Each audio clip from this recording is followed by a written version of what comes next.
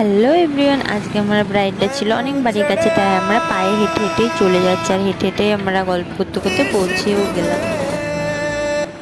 Hello Sabina, তো আজকে তোমার হচ্ছে রিসেপশন লুক। তো বলো তোমার কেমন লুক পছন্দ, কেমন চাইছো তুমি সেটা বলো একটু। নর্মাল ব্রাইডের ভিতরে আছে কোনো পার্সোনালি কোনো চয়েস আছে? মানে যেটা আমি করে দেবো সেটা? আচ্ছা ঠিক আছে।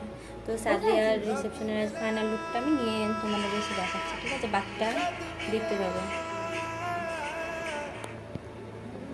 সো এতক্ষণে তো আমার ব্রাইডের মুখে সবটা শুনেই নিলে যে ও কেমন কি চায় না চায়। তো ওর না কোনো পার্সোনাল কোনো ডিমান্ড নেই যে আমাকে এই রকম একটা লুক দিও, ওই রকম একটা লুক ক্রিয়েট করে দিও।